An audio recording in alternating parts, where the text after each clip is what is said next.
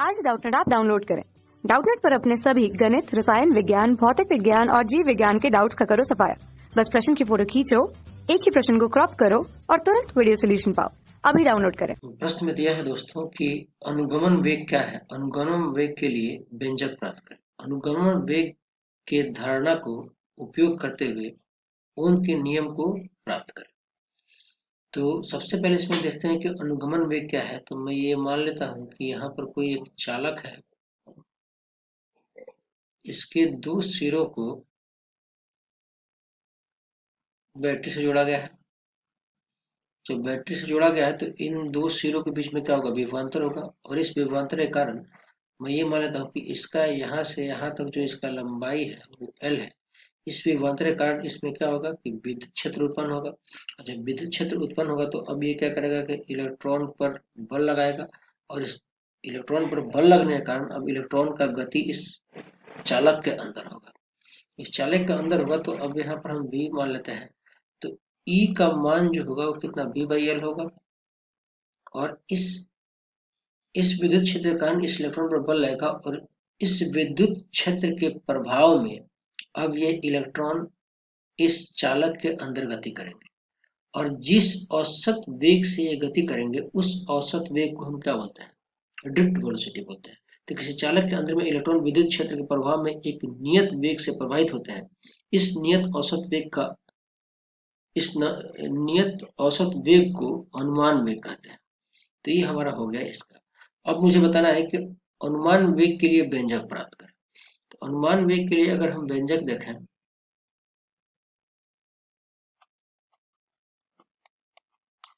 अनुमान वेग के लिए व्यंजक तो मैं मानता हूं कि ये कोई चालक है, इसके अंदर बहुत सारे इलेक्ट्रॉन हैं।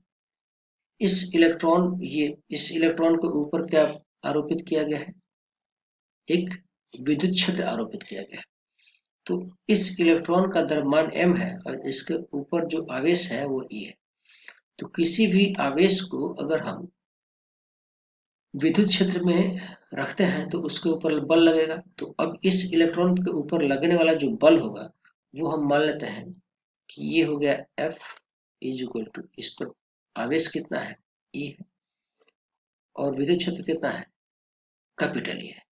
अब इसका हम त्वरण देखें तो त्वरण का मान कितना हो जाएगा, E/m।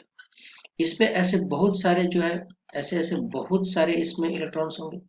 तो माना कि n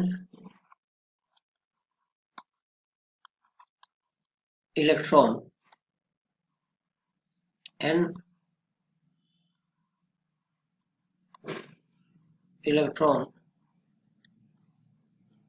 चालक में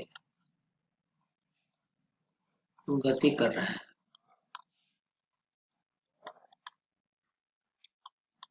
तो सबका जो प्रारंभिक वेग होगा वो 0 होगा। प्रारंभिक वेग 0 होगा, और मैं मानता हूं कि पहले वाले ने जो बहुत सारे हैं, ये 1 है, 2 है, 3 है, और ऐसे ऐसे करके यहाँ पर कितना है, n बहुत सारे हैं। n इलेक्ट्रॉन इसमें जो है गति कर रहे हैं। तो पहले इलेक्ट्रॉन का जो वेग है उसको हम मान लेते हैं कि पहला इलेक्ट्रॉन दो टक्कर के बीच में जो टाइम व्यतीत किया वो t1 है। तो ये जो गति प्राप्त करेगा वो गति कितना हो जाएगा, 0 plus a Guna t E/m Guna t1।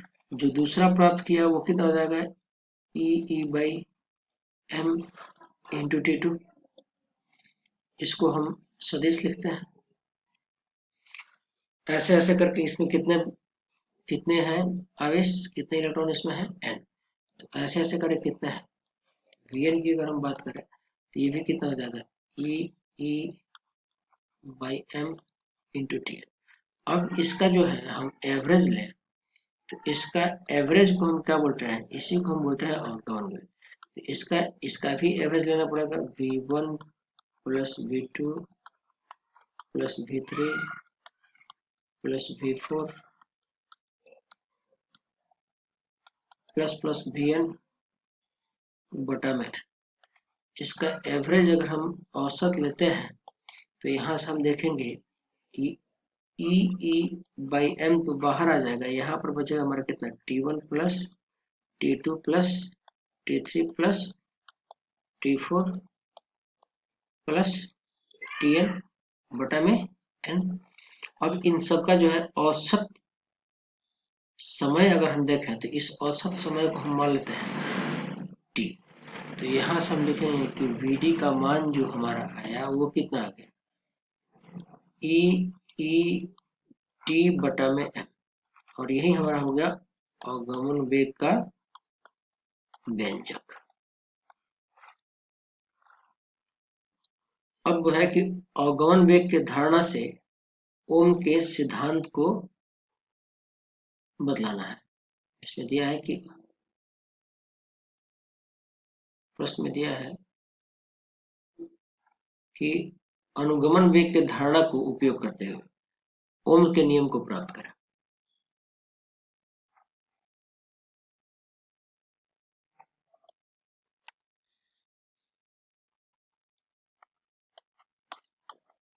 ओम का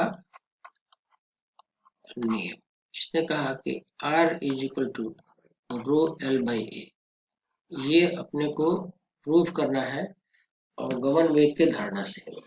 तो मैं ये मान रहा हूं कि ये कोई चालक है, इसके अंदर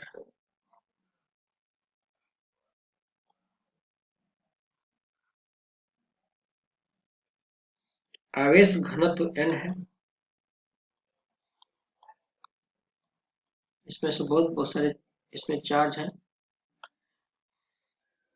ये V अप्लाई किए हैं, ठीक है। मैं यहां से यहां तक दो सेक्शन को मान रहा हूं, और इस सेक्शन के अंदर जो है यहां से यहां तक का जो लंबाई है ये लंबाई L है। तो माना आवेश घनत्व चालक का n है, चालक का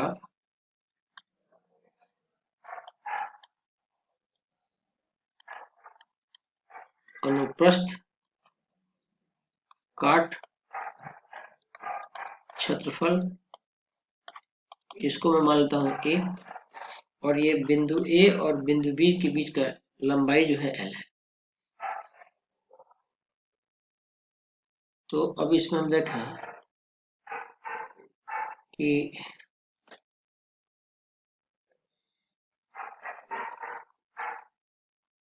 बिंदु A और B तक का आयतन, तो क्षेत्रफल A है और उसका लंबाई L है, तो ये आयतन हो गया। तो इस आयतन में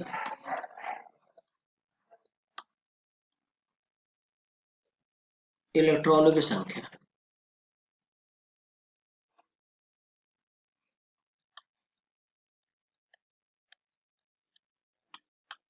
इलेक्ट्रॉनों की संख्या, तो एक इकाई में n इलेक्ट्रॉन है, तो Al आयतन में कितना हो जाएगा, जैसे मान लेते हैं कि ये n बराबर एक इकाई में n है, एक इकाई आयतन में n है, तो Al आयतन में कितना हो जाएगा n गुना Al।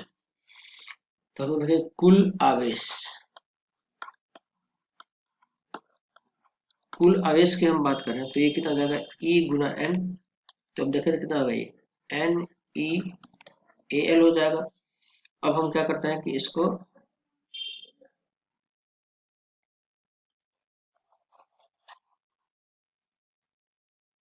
ये मैं मान रहा हूं कि यहां से यहां तक, यहां से A से लेके B तक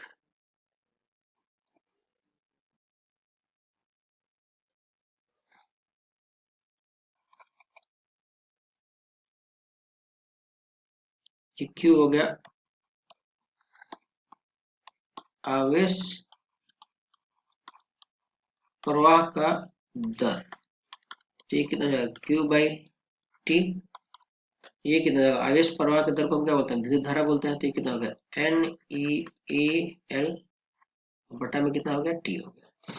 अब हम यहाँ से देखें L बटा में T, ये इसका क्या है कि L बटा में T जो है यही तो इसका औसत अवगमन वेग है PD।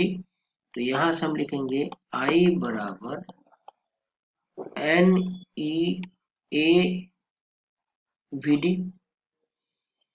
अब जो है इसको हम थोड़ा सा और सरल करते हैं और यहां से हम लिखते हैं कि I बराबर NEA और VD का मान अभी मैंने निकाला था कि EET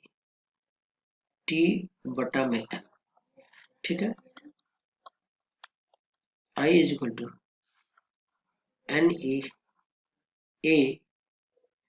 E स्क्वायर A, और ये हमारा हो गया कितना, E को हम क्या लिख सकते हैं कि V बटा में L लिख सकते हैं, यहाँ पर M, और ये कितना होगा टाउ। तो I is equal to V is equal to IR होता है। यहाँ से हम देखें तो V is equal to M L बटा में NE स्क्वायर A बटा में टाउ गुना I। ओम्स ने क्या कहा था कि